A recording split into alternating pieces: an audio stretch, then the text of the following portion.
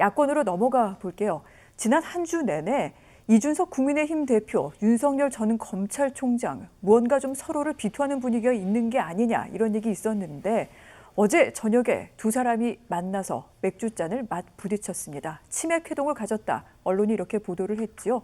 게다가 지난 6일에 처음 만났던 것과 비교해서 분위기가 상당히 좀 달라 보이기도 했습니다. 이걸 놓고 여러 가지 얘기 많이 나오는데 단도직입적으로 좀 여쭤볼게요. 국민의힘 입당을 앞두고 있는 사전 작업 또는 사전 조율입니까? 그럼요. 입당을 하겠다라는 강한 의지의 표현이라고 봐야 될 것 같아요. 네.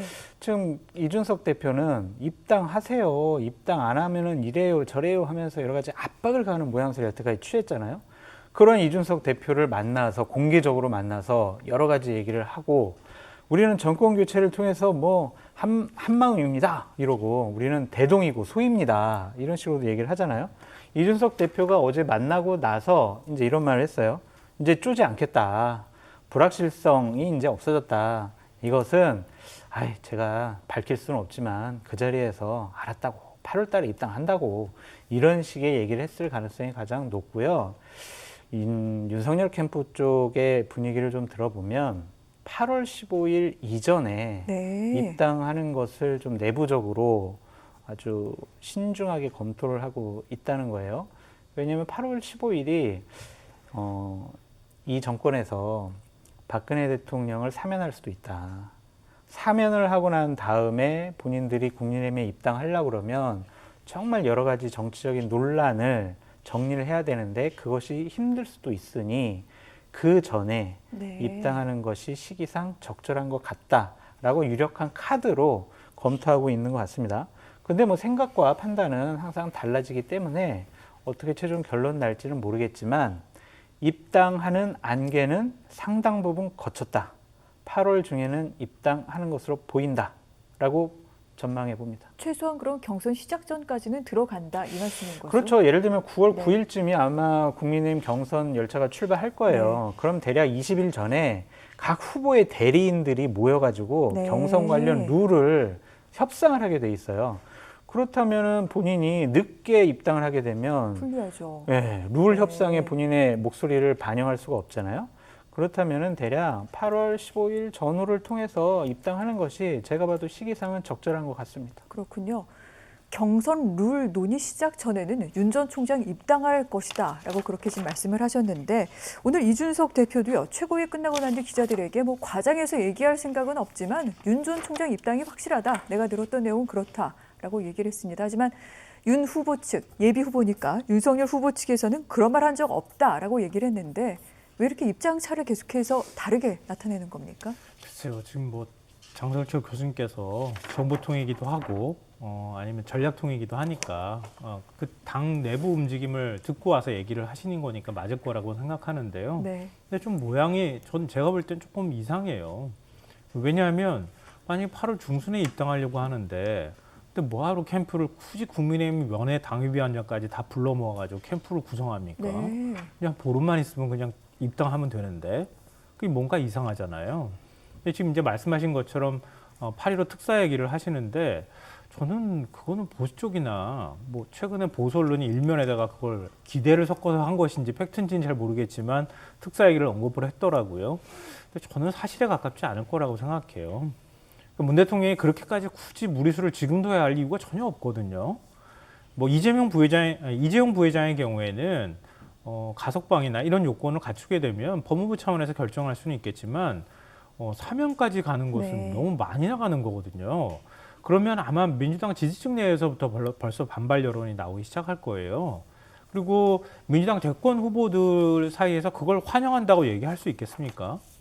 그러면 나중에 가서 대권 후보들이 정말 여야 후보가 좀 어느 정도 윤곽이 나와서 정해지면 그 후보들이 문재인 대통령 임기 전에 사면해 주는 게 좋겠습니다. 이렇게 의견을 모을 수 있는 정도까지 가야 그래야 국민적 공감대가 있다는 명분까지 가지고 갈 수 있겠지만 그렇지 않은데 사면을 한다고요? 그렇다면 지금 말씀하신 것처럼 사면이라고 하는 변수를 고려해서 캠프를 국민의힘 인사들로 꾸리고 그 전에 국민의힘에 입당한다? 뭔가 좀 모양이 어색하거든요. 제가 볼 때는. 이 과연 입당이 가능할지 전 잘 모르겠어요. 물론 정치는 생물이니까 아무도 장담할 수는 없겠지만 저는 윤 전 총장이 최대한 입당을 늦추는 네. 방향 쪽으로 갈 가능성이 현재로서는 높다 이렇게 생각합니다. 근데 제가 뒷얘기를 좀 해드리면 네. 지난주에 대구 행사를 갔다 오고 나서 윤석열 총장이 상당히 충격을 받았다는 거예요.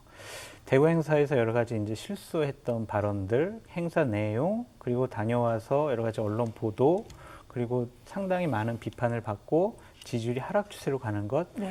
이러한 부분을 통해서 내가 캠프를 좀 잘못 운영해 오지 않았느냐, 내가 뭐 잘못 생각하지 않았을까, 캠프 구성을 좀 바꿔야 되지 않을까라는 고민을 시작을 해서 김종인 위원장한테 전화를 몇 차례 좀 드려서 도와달라고 했고, 김종인 위원장이 본인이 비대위원장 할 때 주요 당직을 맡았던 분들이 지금 윤석열 캠프에 가서 돕기로 했잖아요. 그러니까 용인이 된 거죠. 그래서 김종인 위원장 도움도 받고 본인이 캠프를 좀 일신을 해서 좀 정치를 할 수 있는 분들로 스텝을 꾸린 것 같아요. 지금까지는 검사와 교수, 네. 친했던 분, 그분들 위주로 했었는데 이제는 제대로 된 진영을 갖춰서 본격적으로 대선 후보 경선에 대비하겠다라고 의지를 밝힌 것입니다. 아, 그렇군요. 어제 사실은 윤석열 후보 측에서 자신들의 캠프를 정비했고 오후 2시에 이준석 대표를 만나기 전에 이 내용을 발표를 했습니다. 말씀하신 바와 마찬가지로 김종인계로 통했던 인사들이 눈에 띄기도 하고요. 전직 의원들도 상당히 또 여러 명 이 캠프에 들어갔는데, 그렇다면 경선을 준비하기 위해서다라고 장 교수님은 말씀을 하셨고, 평론가님은 이 캠프 구성 어떻게 보십니까? 사실 방송에서 이런 얘기 잘 안 하는데요. 저도 윤 총장 캠프의 핵심 관계자를 만났었어요. 네. 긴 시간 동안 얘기를 했었고요. 네. 아주 옛날부터 알던 사이였기 때문에 그래서 윤 총장 캠프가 어떻게 돼 있는지 얘기를 좀 들을 기회가 있었는데 한마디로 이게 너무 그 정리가 안 됐다 이런 표현들을 사용했어요. 그렇게 얘기할 때 좀 윤 전 총장이 대구 가서 발언했던 거나 최근에 뭐 호남 대구를 넘나들면서 발언하는 내용들, 거기 네. 실언도 나오고 뭐 120시간, 주 120시간 발언도 나오고 뭐 밀란 얘기도 나오고 지금 전부 실점이거든요. 그러니까 지지율도 떨어질 수밖에 없는 상황에 놓여 있는데 캠프 정리해야 된다. 그러니까 그게 순서가 되어야 될 수밖에 없고, 그리고 윤 전 총장의 행보를 좀 가급적 줄인 다음에 안에서 숙고하고 뭔가 정리된 다음에 윤 전 총장이 다시 움직여도 된다. 이런 얘기를 같이 나눴던 적이 있었는데요. 뭐 그런 연장선에서의 어떤 고민이었다고 생각돼요. 그러니까 움직이면 움직일수록 지지율이 올라가는 게 아니라 떨어지는 현상이 나온다고 하면 뭔가 잘못된 메시지를 던지고 있는 건 아닙니까? 그리고 캠프 구성이라는 게 초기에 사람들 인맥을 통해서 주로 이제 검찰 인맥 통해 가지고 사람들이 이렇게 모여들기 시작했더라고요. 보니까. 그리고 검찰 인사와 서로 간에 소통한다는 얘기를 지금 공개적으로 거의 다 나오게다시피 한 상황이었단 말이에요. 그래서 정치 경험이 없는 후보에다가 검찰 출신 인사들이 옆에 붙어가지고 정치 경험이 없는 사람들이 지금 윤 전 총장 주변에서 윤 전 총장을 좌지우지하면서 뭔가 캠프를 운영하는 것, 이런 거에 대한 문제의식도 상당히 많이 있더라고요. 근데 이번 기회에 좀 일신하는 측면에서 네. 뭔가 정리를 할 필요가 있었을 것이다. 그러니까 그게 꼭 국민의힘으로의 입당을 전제한 것인지 아닌지는 알 수 없지만 윤 전 총장이 상당히 뭐 지금 당황했다는 표현 사용하셨는지 모르겠지만 하여튼 좀 네. 다급한 상황에 처해 있었던 상황임에는 틀림이 없다. 이걸 지금 후보가 깨달았다고 하는 거는 좀 좋은 시그널이라고 저는 생각해요. 왜냐하면 후보가 나는 문제 없는데 왜 자꾸 나한테 얘기하냐고 생각하면 아무것도 변하지 않는데, 윤 전 총장이 확실하게 뭔가 이 상태로 가면 안 되겠다고 느꼈기 때문에 캠프가 정리됐다고 네. 볼 수 있거든요.